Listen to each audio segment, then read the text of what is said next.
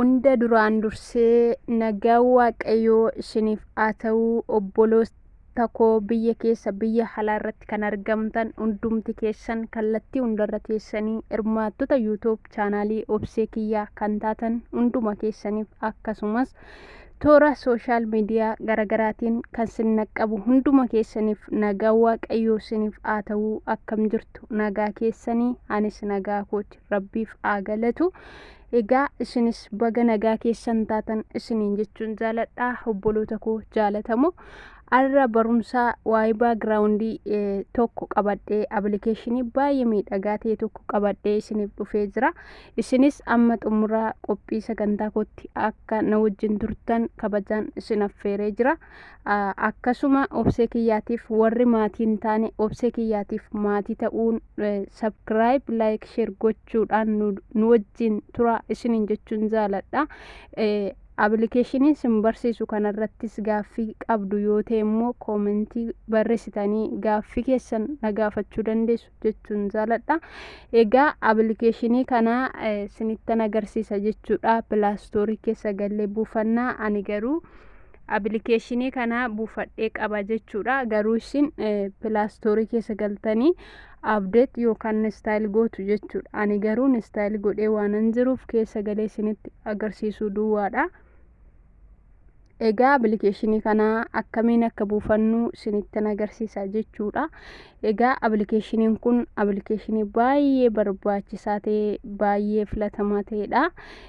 Kana duras waa'ee baagiraawundii isinitti agarsiiseen ture. Arras immoo waa'ee baagiraawundii isinitti agarsiisa.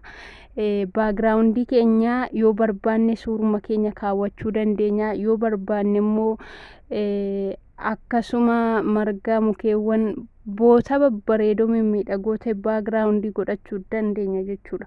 Egaa hordoftoota Obsee Kiyyaa amma asumarraan gara pilaastoorii keessa gallee isinitti agarsiisa.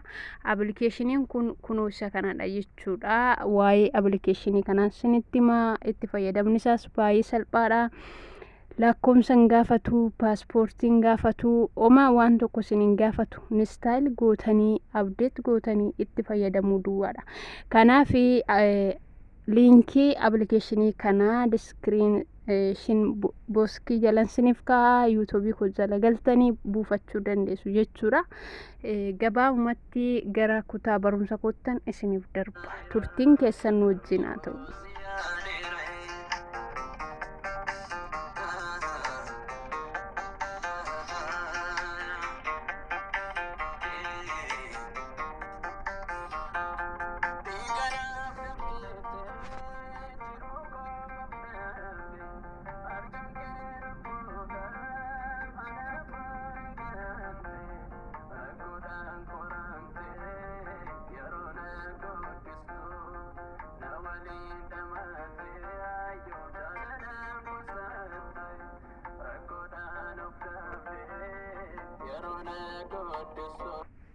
Appilikeeshinii kana gaafa maqaa isaa irratti barreessinu kun bifa kanaan appilikeeshinoota baay'eetu nu ba'a. As keessaa appilikeeshinii nuti filannu kanan buusee baay'ee bareedaadha jedhee kanan as keessaa filadhe kunoo isa kanadha jechuudha.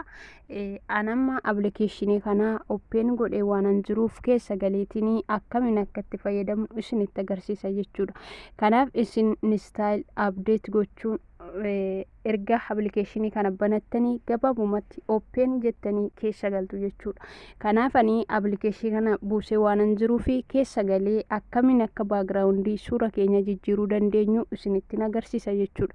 Kanaaf turtiin keessan ana Obsee Kiyyaa wajjin haa ta'u.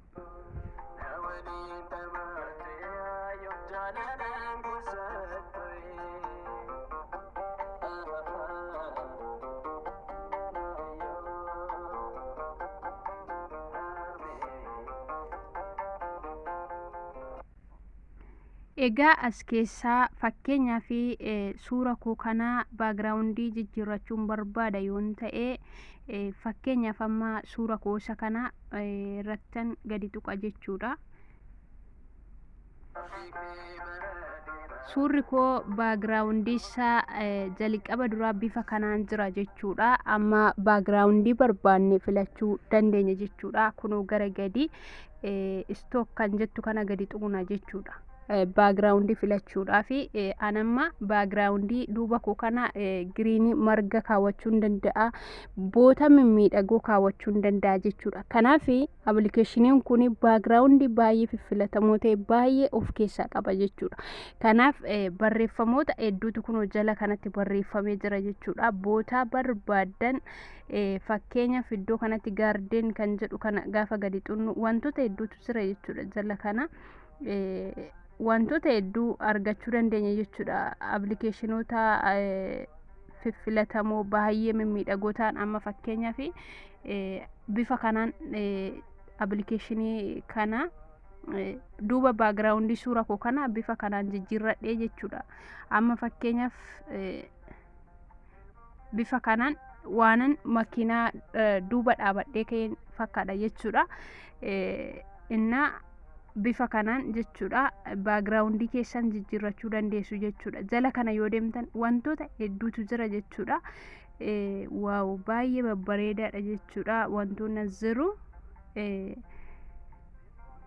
barreeffamoota hedduutu jira. Hoom kan jedhu kana yoo gadi xunne fakkeenyaaf mana nu baasuu danda'a jechuudha. Wantoota hedduutu jira jechuudha.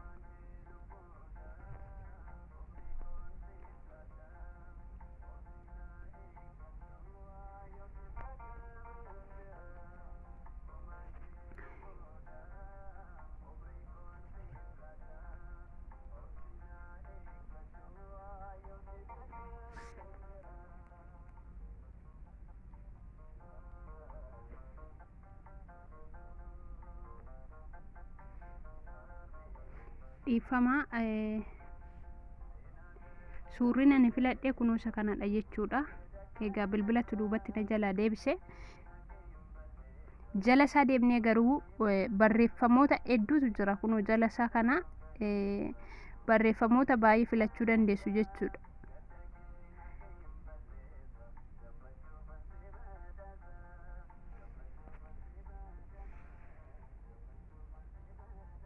Wantoota babbareedoo mimmiidhagoo ta'an hedduutu jiru as jala jechuudha. Waan barbaadan baagiraawundii duuba keessanii kaawwachuu dandeessu. Okay, amma fakkeenyaaf bootaa istook jettu kana gaafa xunnu immoo kunoo bootaa baay'ee babbareedoo ta'etu jira jechuudha. Waaw baay'ee bareedoodha jechuudha. Baay'ee namatti tolu.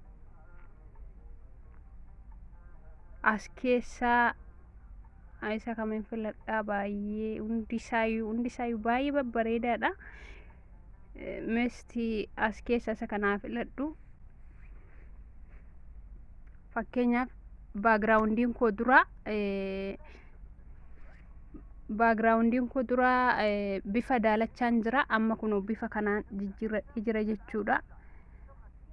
Appilikeeshinoota hedduu babbareedootu jira jechuudha. Amma bifa kanaan gaafa suura kana seefi gochuu barbaadu gabaabumatti seef kan jettu mataa isaa dura jira jechuudha. Seef gochuu duwwaadha jechuudha.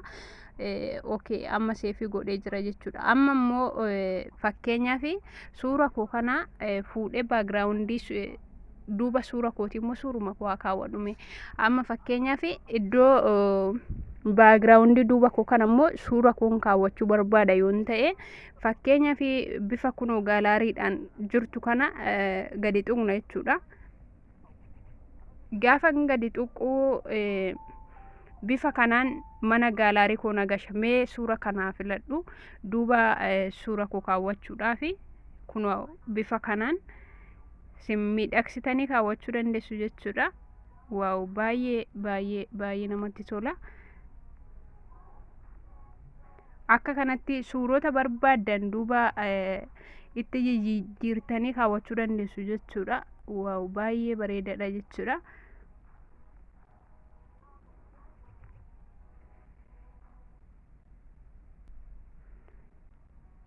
wantoota hedduu kaawwachuu dandeessu jechuudha. Yoo barbaanne immoo fakkeenyaaf ani suura koo kana akka kanatti baagiraawundii godhachuu nan danda'a jechuudha. Amma waanuman walumaddii dhaabadhee ka'e tokko fakkaata jechuudha. Waaw baay'ee bareeda jechuudha. Kanaaf amma suura kana seef gochuudhaaf seef kan jettu mataa ishii dura kan jirtu kana gadi cuqaasna jechuudha. Isa booddee amma kalas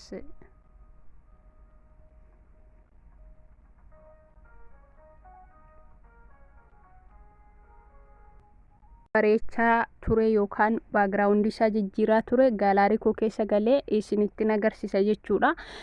Suuraan yeroo sana seefii godhe bifa kamiin akka jiru gaalaarii keessa seennee haa ilaallu jechuudha. Cheekii goona. Okay, amma suurri ani babbareechaa ture kunuunsa kanadha jechuudha. Bifa kanaan gaalaarii baagiraawundii suura kootii jijjiiradheera jechuudha. Waaw baay'ee kan namatti toludha. Dura bifa kanaan ture. Jalqaba duraa bifa kanaan ture. Ergan baagiraawundii duuba suura koo jijjiiradhee garuu bifa kanaan jijjiiramee jira jechuudha. Kanaaf isinis hordoftoota obsa kiyyaa barumsi kun akka isinitti tolee waa irraa barattan abdii guddaan qaba. Kanaaf viidiyoon koo yoo isinitti tolee laayik, sheer, sabskiraayib gochuudhaan maatii keenya ta'a. Nu hordofaa isiniin jechuun jaaladha. Yeroo biraa immoo barumsa biraa qabadhee isiniif dhiyaadha. Kanaaf laayik gochuun dagatinaa, sabskiraayib gochuun dagatinaa, nu daawwachuun dagatinaa isiniin jenna. Baay'ee isin jaalanna. Yeroo gaarii qabaadha. Nagaatti.